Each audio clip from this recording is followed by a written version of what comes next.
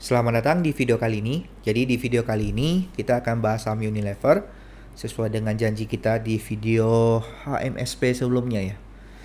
Nah, jadi yang Anda lihat sekarang ini adalah penampakan dari chartingnya Unilever. Harga sekarang di 5.700. Anda bisa lihat ya. Sebelumnya itu harga pas COVID ya bulan Maret dia di harga terendah sekitar ya 5.500 juga, bounce back balik ke 8.000. Habis itu perlahan sideways dan pelan-pelan turun ke harga 5.700.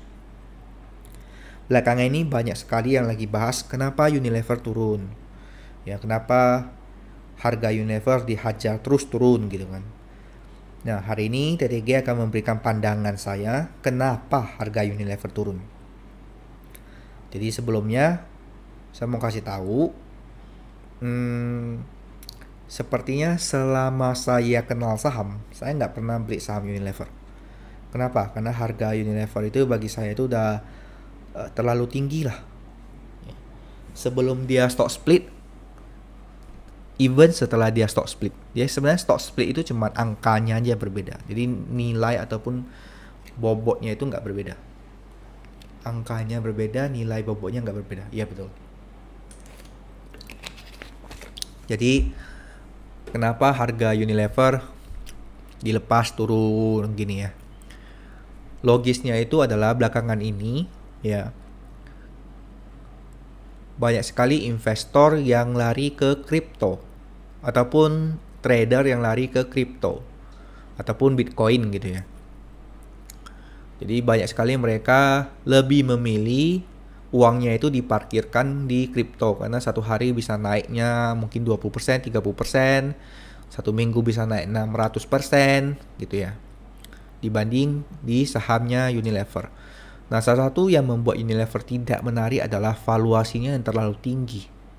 Anda bisa lihat price earning ratio PBV-nya Unilever itu biasanya puluhan, mungkin 30-an atau 20-an. Book value-nya berapa ya? Book value-nya mungkin 30-40 gitu ya. Price earning ratio-nya juga kayak gitu. 30-40 biasanya. Jadi memang untuk sektor consumer memang price earning ratio-nya dan PBV-nya biasanya memang lebih tinggi dibanding emiten lain. Tapi khusus Unilever ya ini bagi saya ini terlalu tinggi. Terlalu tinggi. Ya saya bukan orang yang fundamentalis banget gitu ya. Jadi kalau misalnya ada fundamentalis di luar sana yang mau berargumentasi bilang wah ini nggak benar, ini masih acceptable ataupun ini masih wajar bla bla ya, itu pandanganmu, ini pandanganku gitu ya. Ya kita saling respect saja. Jadi hari ini video ini saya memberikan pandangan menurut sisinya saya. Jadi Anda bisa lihat harga sahamnya turun terus. Sebenarnya harga saham itu turun apalagi untuk saham blue chip seperti Unilever. Harga sahamnya turun itu saya nggak pernah cari tahu kenapa harga sahamnya turun. Ya apalagi Anda bisa melirik perusahaannya ini masih sustainable, perusahaannya ini masih berjalan seperti normal, labanya masih triliunan, produknya masih dipakai oleh masyarakat luas, bahkan saya sendiri juga pakai gitu ya. Jadi penurunan ini hanya saja dijual ataupun di let go oleh investor ataupun investor retail karena uangnya itu mereka pindahin ke tempat lain. Ya, yang lain itu nggak ada. Menurut saya itu nggak ada alasan lain di balik itu. Ya, perusahaannya itu masih oke-oke aja. Ini hanya reaksi market biasa di market ya, karena harganya terlalu mahal. Sama kayak Unilever ini sama kayak gini, sama kayak kamu beli iPhone 12. Ya. Seiring berjalannya waktu, harganya itu akan makin lama makin turun. Ya, apalagi ada iPhone 13, iPhone 14. Jadi iPhone 12 yang sekarang walaupun support 5G, dia tetap kemahalan. Ya. Sama halnya dengan sahamnya Unilever ini. Dia kemahalan.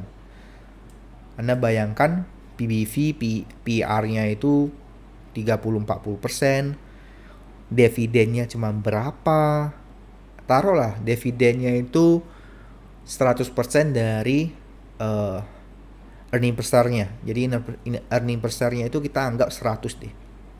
Jadi kalau misalnya 100 dibagi harganya sekarang 5.700, itu cuma 1, berapa? 1,75%. Bending saya taruh di saham-saham lain yang punya dividend yield lebih tinggi daripada suku bunga BI, yaitu HMSP. Why I have to put in Unilever? Gitu loh. Dan juga banyak sekali saham-saham selain Unilever yang menarik selain kripto gitu ya. That's why saham Unilever itu pelan-pelan dibuang sama orang. Ingat bahwa ada yang jual berarti ada yang beli. Nggak mungkin sahamnya itu dijual tapi nggak ada yang beli, tapi harga sahamnya itu turun gitu kan.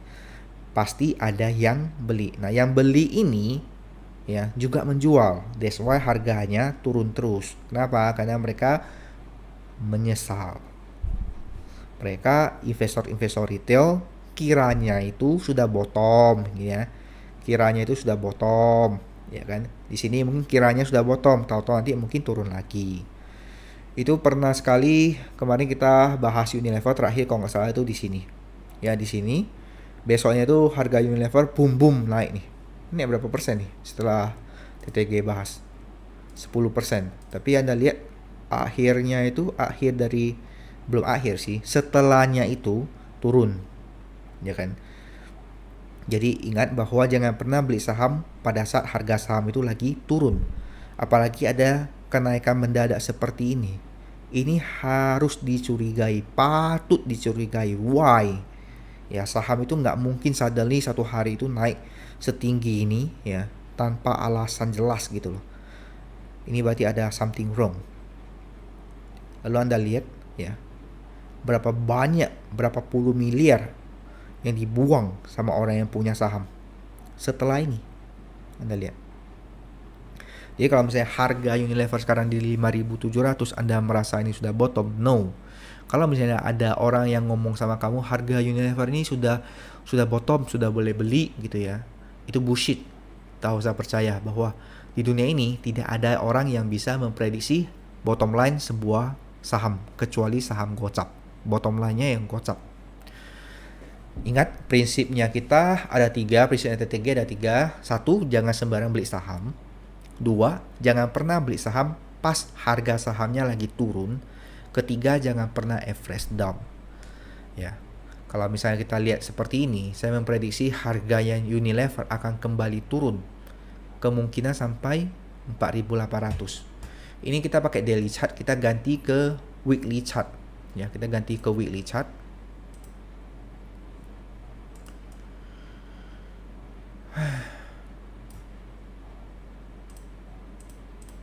Oke. Kita ganti ke weekly chart, lalu Anda lihat harganya itu di 5.700. Itu harganya itu hampir sama dengan harga Unilever di tahun 2013-2014. Ya. Hampir sama dengan harganya Unilever di tahun 2013 dan 2014. Jadi kalau misalnya kita lihat, kemungkinan Unilever akan kembali ke area sini. Saya memprediksi Unilever akan kembali ke area sini.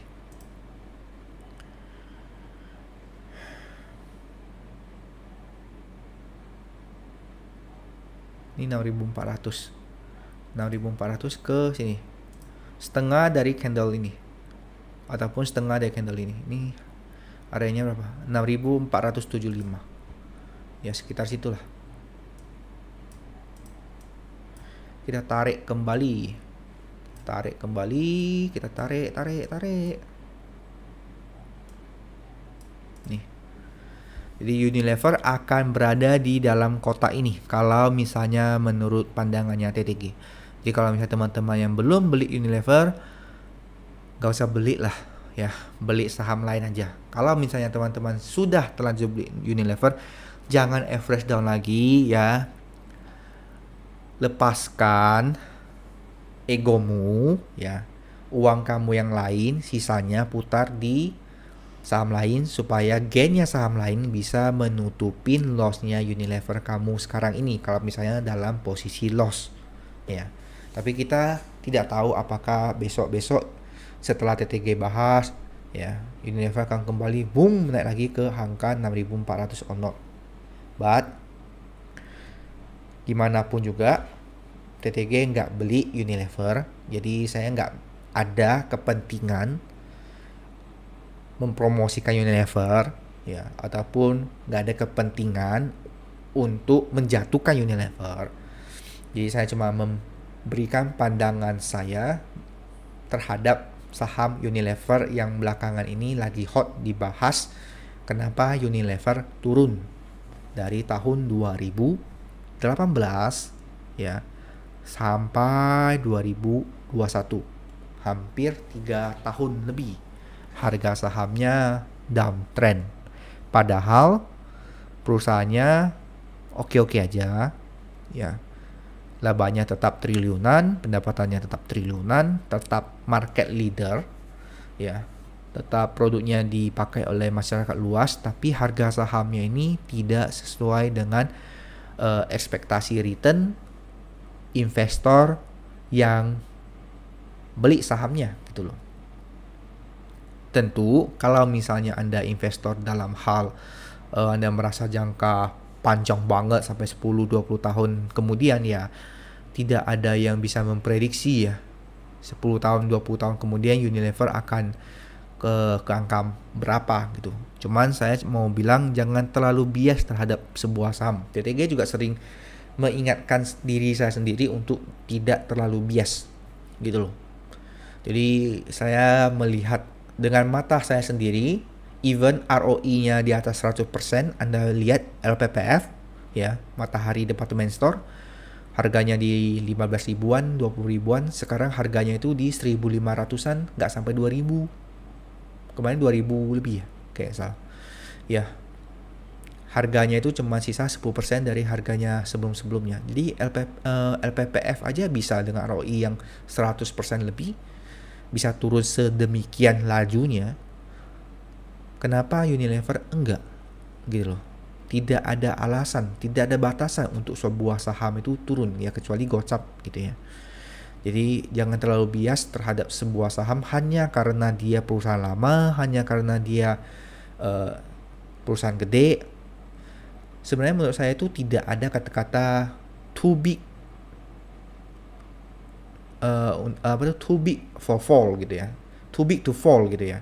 Jadi nggak ada istilahnya perusahaan ini gede banget tak mungkin jatuh gitu loh, tidak ada ya. Namanya di dunia bisnis apapun bisa terjadi. Anda lihat fintech sekarang, Anda lihat digital currency sekarang. Digital currency bukan kripto ya menurut saya, bukan, yang maksud saya itu bukan kripto. Misalnya Anda bisa lihat digital yuan sekarang. Jadi Anda bisa lihat perkembangan zaman, mungkin 5 tahun kemudian kita sudah nggak pakai uang kertas lagi, semuanya uang digital. Ya, jadi sebenarnya itu sebuah perubahan zaman. Kayak dulu kita pakai mesin ketik, ya mesin ketik yang jadul itu yang tik tik tik tik tik gitu. Habis itu kita pakai komputer yang sekarang ini, habis komputer kita pakai sekarangnya iPad, ya iPad mau jadikan the next komputer. Ya kan, lama-lama nggak pakai itu semua lagi, mungkin nggak tahu mungkin produk apa lagi yang akan diluncurkan. Jadi jangan terlalu bias terhadap sebuah saham, even dia itu saham blue chip. Tidak ada jaminan kalau Bank BCA nggak mungkin jatuh ke harga 1.000, dari harga 30.000 jatuh ke harga 1.000. Nggak ada jaminan kok ya. Jadi do your own research ya. Jadi lakukan pekerjaan rumah Anda kalau misalnya Anda mau investasi, dan ingat bahwa setiap investasi, setiap tindakan yang Anda lakukan dalam investasi saham ataupun investasi apapun itu memiliki resikonya tersendiri ya. Jadi Anda selain berani investasi, Anda juga harus berani menanggung resiko yang terjadi atas keputusan Anda tersebut. Ya, keputusan Anda untuk membeli Unilever, lalu Unilever turun, Anda mau salahin siapa? Ya kan, salahin nasib, salahin diri sendiri, atau salahin siapa? I don't know. Jadi sama halnya saya beli Unilever HMSP masih belum naik. Saya mau salahin siapa? Salahin pemerintah naikin cukai rokok? No, cukai rokok tiap tahun naik kok. Jadi kita yang menanggung resiko atas semua tindakan kita di dunia saham. Sama halnya dengan kemarin Doge ya, hari Sabtu atau hari Minggu itu ya. Itu kan naik tuh hampir 10.000 ya, 10.000 atau di atas 10.000, aku nggak tahu. Kayaknya 10 ribuan lah. Habis itu kan turun tuh, jadi 6.000 lebih. Bayangin. Itulah investasi yang terjadi untuk untuk instrumen-instrumen yang memiliki resiko yang tinggi. Dan saham merupakan salah satu instrumen yang memiliki resiko tinggi. Anda mungkin sudah pernah dengar sebelum-sebelumnya kalau saham itu adalah high risk, high return. Jadi kalau misalnya Anda mau beli saham, harus hati-hati, ingat 3 prinsip kita tadi itu. Jadi kalau misalnya Anda mau beli saham yang aman, saham yang pasti-pasti aja gitu ya, Anda harus mendiversifikasikan risiko Anda dan juga sering-sering nonton video, baik itu videonya TTG ataupun video-video dari guru-guru lain, juga belajar tarik garis ya. Karena saham itu kadang itu siklus, seperti yang kemarin kita bahas untuk sahamnya AALI. Kayaknya saya nggak bahas di YouTube deh, saya bahas di Instagram. Kayaknya saya bahas itu AALI. Saya bahas AALI waktu itu di angka 94. Di angka 94. Di angka sini kalau nggak salah. Sekarang udah sini. Ini udah naik hampir 10%. Tapi saya nggak beli. Why? Ya saya kan nih 10%. Ya 10%.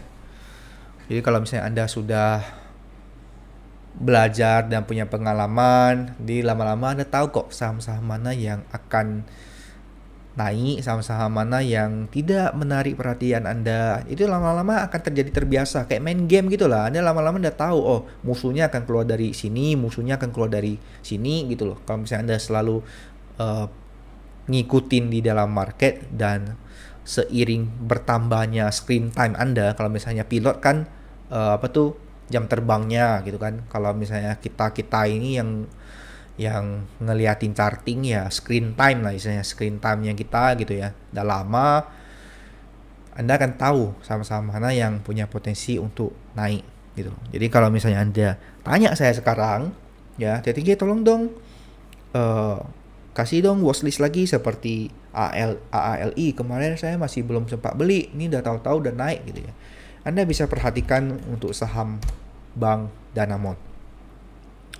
Saya pernah bilang di sini ya, kemungkinan saya akan consider beli, tapi pas saya nggak punya dana ya, dan juga pas chartingnya itu turunnya drastis ya, candle ini turunnya drastis dan dia tidak balik lagi ya.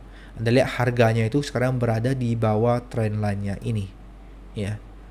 Harganya berada di bawah trend line-nya ini. Sekarang harganya di 2570. Jadi saya akan merekomendasikan untuk saham Bank Danamon, Anda akan watchlist. Ya, Anda watchlist apakah Bank Danamon akan berada di daerah 2400 or not. Ya.